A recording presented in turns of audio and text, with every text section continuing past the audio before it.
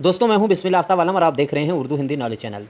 देखिए LT grade की जो नई वैकेंसी आई है 2025 में, तो इसमें एक बहुत बड़ा मुद्दा ये है कि जिसका कमेंट बार बार मेरे पास आ रहा है। जैसे इसमें जितनी भी वैकेंसी आई हैं सब्जेक्ट वाइज, और सब्जेक्ट वाइज जो वैकेंसी हैं उसमें भी दो खंड में बटी हुई वैकेंसी हैं। एक जो है वो मेल जो फीमेल है और दूसरा मेल है।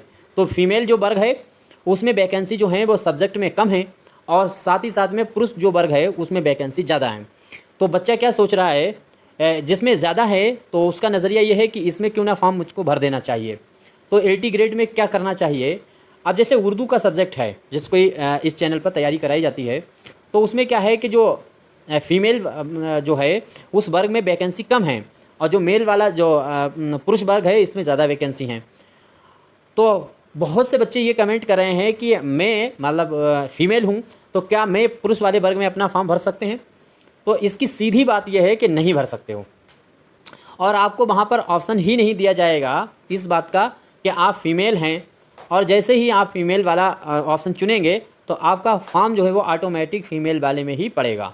ऐसा नहीं हो पाएगा कि आप फीमेल हैं तो अप्लाई आप जो है वो पुरुष में कर दें, और पुरुष वाले तो कभी फीमेल वाले में कर ही नहीं सकते, ये तो कभी भी नहीं हो सकता। लेकिन फ़ीमेल में अब सीट कम है, जितनी भी हैं आपको उतनी ही सीट पर अप्लाई करना होगा। बाद में सीट का बंटवारा क्या होगा वो एक अलग निर्णय होगा। मेरा ख़्याल है कि वो बाद में उसका डिसीजन लिया जाएगा, लेकिन अभी तो आप अपने ही वर्ग में उसको फॉर्म को आप भरेंगे। दूसरी चीज़ क्या है कि इससे पहले जो टीजीटी की वैकेंसी थी उसमें ऐसा होता था कि महिला वर्ग जो है वो पुरुष वाले वर्ग में अपना फॉर्म भर सकती थी। तो महिलाएं जो हैं वो टीजीटी की वैकेंसी में, चूँकि एलटी ग्रेड की ये वैकेंसी हैं यूपीपीएससी जो होती है उसके तहत कराई जाएंगी, ये राजकीय विद्यालय के लिए होती हैं, और वो जो टीजीटी की वैकेंसी हैं वो एडेड विद्यालय के लिए होती हैं। तो इसमें जो महिलाएं जो टीजीटी की वैकेंसी होती हैं, जैसे 2022 की जो वैकेंसी है अभी तक उसका एग्ज़ाम नहीं हुआ, अब 4-5 महीने के बाद वो एग्ज़ाम होने को है दिसंबर में। खैर, तो उसमें ऐसा होता है कि आपको जिसमें ज़्यादा आपको अगर आप महिला हैं तो अगर आप महिला वाले वर्ग में अगर ज़्यादा सीट हैं तो आप उसमें फॉर्म भर सकते थे, और अगर पुरुष वाले में ज़्यादा हैं तो आप उसमें फॉर्म भर सकते थे। लेकिन एलटी ग्रेड में ऐसा नहीं है। एलटी ग्रेड में तो आप अपने ही वर्ग में आप फॉर्म भरेंगे। हाँ, एक चीज़ है, एलटी ग्रेड में ऐसा हो सकता है कि आपकी ज्वाइनिंग हो जाए।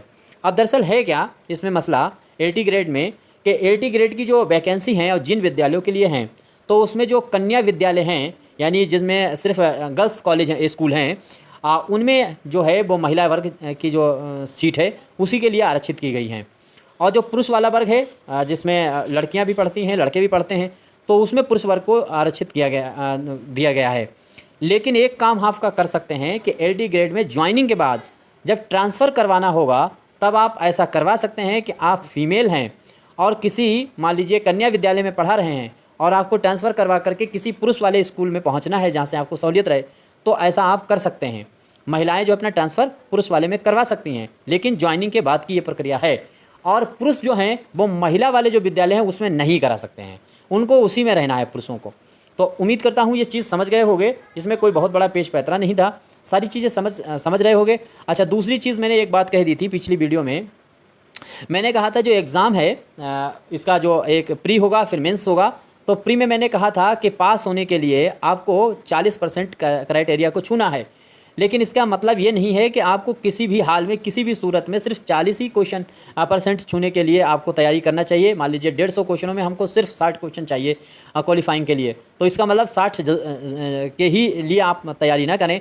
आपको तैयारी जो है वो 150 क्वेश्चन दिए गए तो कम से कम 110, 115, 120 तक छूने की कोशिश करें। कहीं ऐसा ना हो जाए कि ढेर लोग प्री क्वालिफाइंग का मतलब पास हो जाएँ, तो वहाँ पर यह है कि सीट के मुताबिक एक सीट पर 15 कैंडिडेट बुलाए जाएँ। वहाँ से अगर कट ऑफ काटी गई है तो अब पास होने के लिए तो 40% चाहिए, लेकिन वहाँ पे वो बच्चे जाएंगे फिर जिनके पास परसेंटेज 80 होगी, 85 होगी या 90 भी हो सकती है। तो आप ज़्यादा से ज़्यादा उसको हल करें। और इसकी अगर आप तैयारी करना चाहते हैं उर्दू सब्जेक्ट की, तो आप स्क्रीन पे मेरी बुक देख सकते हैं, जिसमें शाहीन जो बुक है ये एलटी ग्रेड की पूरी जो पहला पेपर है प्री उसकी तैयारी करा देगा, और साथ ही साथ में टीजीटी के लिए और एलटी ग्रेड के लिए मोस्ट इंपॉर्टेंट बुक है। स्क्रीन पे जो नंबर है उससे आप मंगवा सकते हैं। बाकी कोई मशवरा है आप दे सकते हैं। शुक्रिया।